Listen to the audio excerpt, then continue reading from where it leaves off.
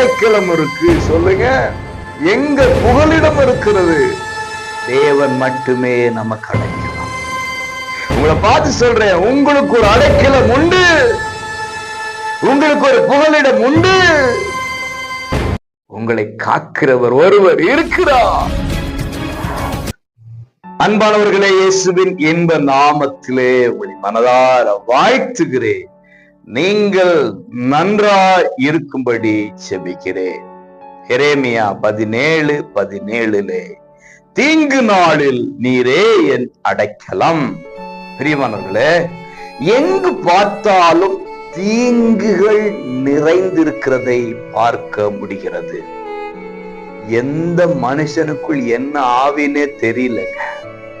வெளியே ஒண்ணு பேசுறான், உள்ளுக்குள்ள ஒண்ணு நினைச்சிருக்கான். அன்பா பேசுற மாதிரி இருக்கு, அதுக்கு பின்னாடி வம்பு இருக்கு. பாசத்தை கொட்டுற மாதிரி கொட்டுறாங்க, பின்னாடி வேஷம் இருக்கு. எல்லாம் நடிகர்களாக இருக்கிறார்கள். நாடகமாகவே வாழ்க்கை இருக்கிறது. எங்க அடைக்கலம் இருக்கு? சொல்லுங்க. எங்க புகலிடம் இருக்கிறது? தேவன் மட்டுமே நமக்கு அடைக்கலம்.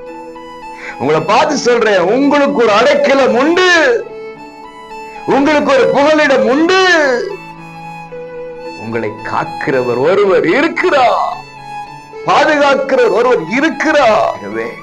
ஆபத்துகளிலே, விபத்துகளிலே, தீங்குகளிலே தேவனே என்று கூப்பிட்டா அவருடைய கரம் நீட்டப்படும், ஆதரவு உண்டாகும், புகலிடமா இருப்பார், அடைக்கலமா இருப்பார். சோர்ந்து போகாதீங்க, கலக்கம் வேண்டாம். கர்த்தரே உங்கள் நம்பிக்கையாக இருந்து பாதுகாத்துக் கொள்வாராக. God bless you.